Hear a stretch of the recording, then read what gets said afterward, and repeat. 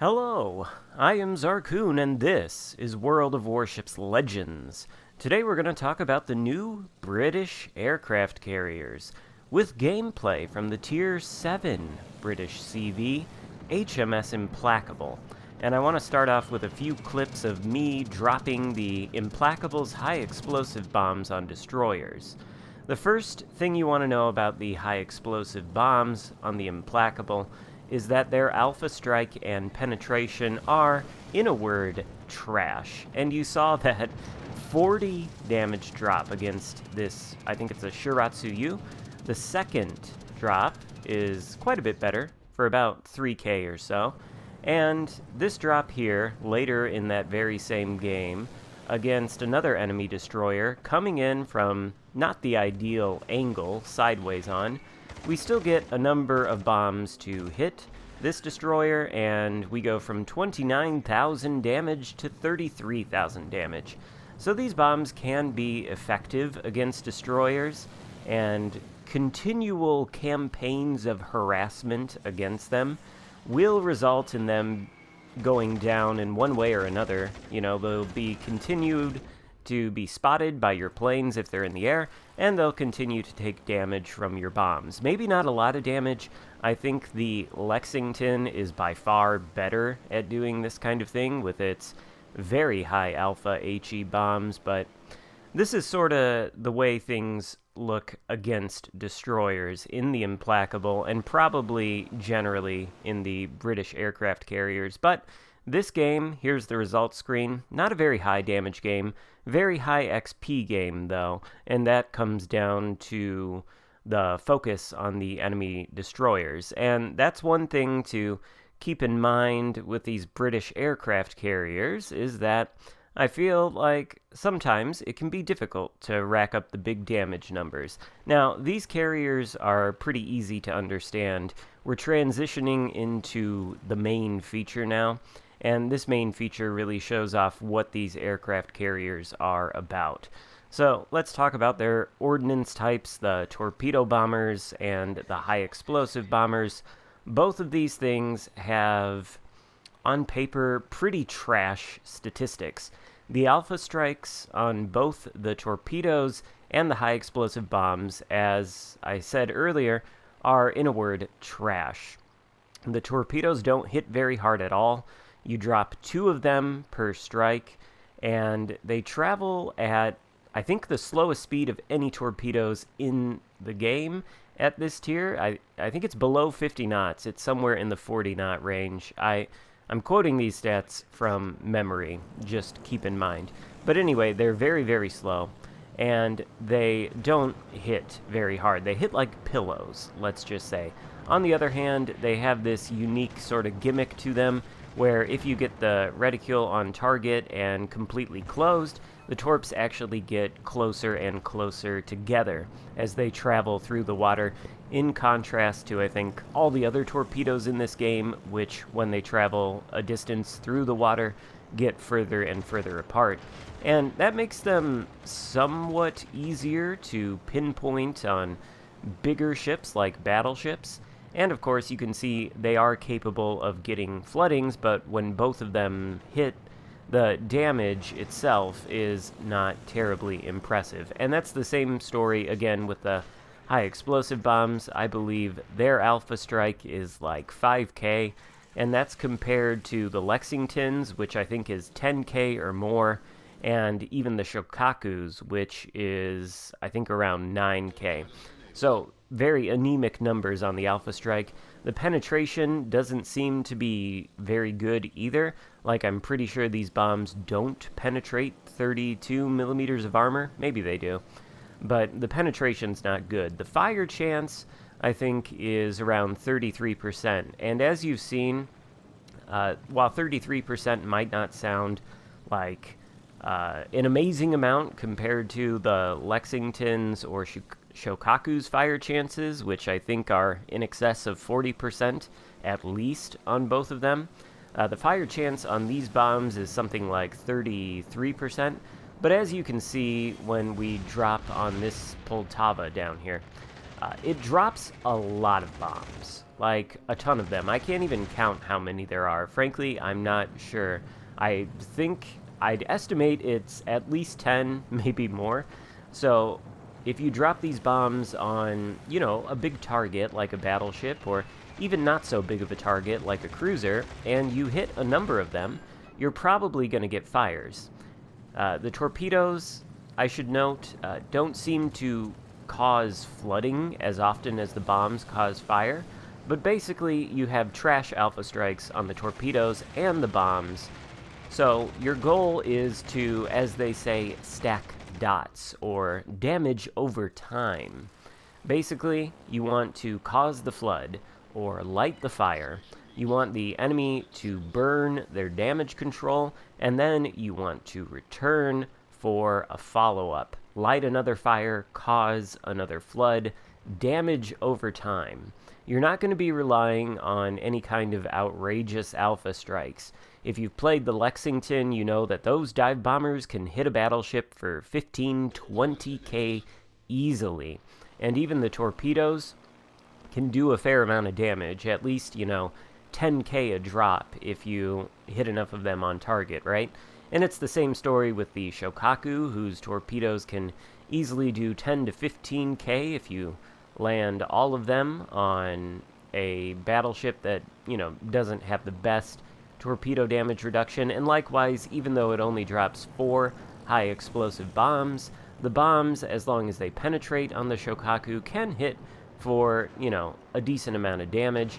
And then, of course, you have the Parseval, which has armor-piercing bombs, capable of inflicting citadels from the sky, which is totally fair and balanced game design. And those things, if you land enough citadels and enough bombs and RNG cooperates with you, you can easily get like 15k of citadel damage, not to mention the torpedoes, which have a bit of a lower alpha strike but are extremely fast and easy to hit on targets, and they do a fair amount of damage. I'd say the Implacable does less damage with its alpha strikes than all of these, so it is heavily reliant on stacking that damage over time. And now for the planes, when they are going at max speed, you're holding down the accelerator, they travel at around 160, 170 knots, which is, it's fine. Obviously, the Parseval is a lot faster. I think the Lexington is slower, and the Shokaku might be a tad bit faster. So these planes can get around the map fairly well. They do seem to be quite squishy, though, and the squadron sizes for both of the armaments are different. You get more torpedo bombers per squadron. I think there are 8 bombers, and of course 2 of them break off in drops, so you get 4 drops with the torpedo bombers as long as they aren't all shot down, which of course some probably will be. And then the dive bombers have 6 plane squadrons and 2 drops again, or 2 planes again per drop, but the planes drop a bajillion bombs and do the carpet bombing thing. So, yeah, like I said, these aircraft carriers, easy to understand. Your entire goal is to stack damage over time in the form of floods and fire. Don't expect huge alpha strikes. Instead, expect to inflict your damage over time. And of course, anytime you see enemy destroyers, be sure to harass them. Try to drop them. You can hit them for damage. You can start fires on them, make them burn their damage controls too. And you can keep them spotted for the benefit of your teammates, who can then shoot at them. That's how you win games in a CV. So what do I think about these British aircraft carriers? Well, I have seen a fair number of people on social media saying they are not very powerful and probably they need a buff. And these same people also say that about the Shokaku. I'm here to tell you that I don't think any carrier in this game needs a buff. Not even these ones. I think a fair few amount of people who ask for these buffs instead need to consider whether the ship is the problem or whether their ability to accurately drop sky ordnance is a problem. In other words, get good. Sorry if that offends anybody, but then again, I'm not. And then the other people who say that the carriers need buffs, I think they need to reconsider their stances if it is not indeed a requirement for them to get good. I think they need to reconsider that as a carrier. They have advantages over surface ships that the surface ships can't even dream of. I can spot a destroyer with these planes and never, ever have to worry about the hit points of my actual carrier. You certainly can't do that with a destroyer. If you're spotting an enemy destroyer in your destroyer, well, there's a risk that you will be spotted in return and you will be shot at and have damage inflicted to you. Not only can I spot, like, the destroyers with my planes and not have any damage inflicted to me, but I can also deal damage. Just the way that carriers interact with surface ships, I've talked about this at length before, is fundamentally unfair.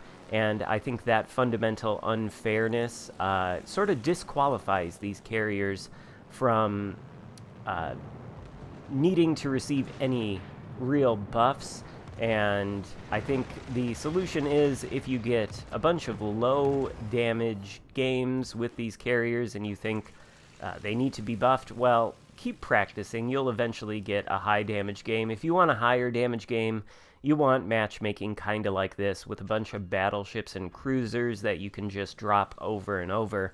Of course, you do have to be careful because the planes are slightly squishy, so you don't want to expose them to the AA too much or you'll lose planes too quickly. In fact, we are sort of scraping the bottom of the barrel with our planes right now. These three Richelieus, by the way, have adopted an interesting strategy. They completely ceded map control to my team. My team was able to take 2 out of 3 of the caps. I don't know if we have ever actually captured Bravo. And these Richelieus just reversed to the back of the map, all in the same grid square as each other, not attempting whatsoever to gain any kind of map control for their team. And only once the numbers on my team had been cleared out did they decide now is the time to push in. They're right in the middle of the map, which is not a problem for them at all because we only have 2 surface ships left on our team, and one of them is a battleship kiting away from these 3 Richelieus, who, by the way, I'm going to say is going to do a fantastic job of surviving this onslaught from the Richelieus. This battleship right next to me, I'm pretty sure he's not actually going to go down at all, and that is impressive because, again, he has 3 Richelieus shooting at him. But as far as this interjection about the Richelieus go, when you do this with your battleship, when you take yourself out of the game and reverse all the way to the moon and don't ever try to cover the map with your firepower, and then push in at the last second when you're at completely full health and hope to win the game after most of the enemy team has gone down, well, frankly, if you are going to attempt this kind of strategy, the result should not be your victory, and I am bound and determined that these Richelieus do not win this game. So, despite the fact that I am kind of scraping the bottom of the barrel with these planes, we are continuing to do damage to these Richelieus, and we are trying to go for, as I said, floodings and fires to stack damage over time. I think we may be successful in that endeavor. But, of course, the odds are kind of stacked against us. The enemy team does have both, or 2 caps out of 3, both Alpha and Bravo, and they have 6 ships compared to our 3. They outnumber us 2 to 1. But these Richelieus, all in the same place on the map, for whatever reason, they decided to halt their advance, which is a good thing because, as you can see, they aren't all that far away from spotting my carrier. And the friendly battleship has been doing a number to them, along with the friendly cruiser over there north of the Charlie Cap, who has been raining down high explosive on them this entire time. And hopefully that means he started some fires and somebody's damage control is on cooldown. And I do think that's the case here with this bomb drop as we light a fire on one of those Richelieus, and the damage continues to tick. Again, that's what these carriers are all about. It's stacking dots. And you can certainly rack up fairly decent damage numbers in them, and of course, you can be quite effective against destroyers, even if it might take you longer to actually sink a destroyer than it would in a CV whose high explosive bombs have a much higher alpha strike, like, say, the Lexington. So basically, in conclusion, these CVs are, as far as CVs go, completely fine. They do not require buffs of any kind.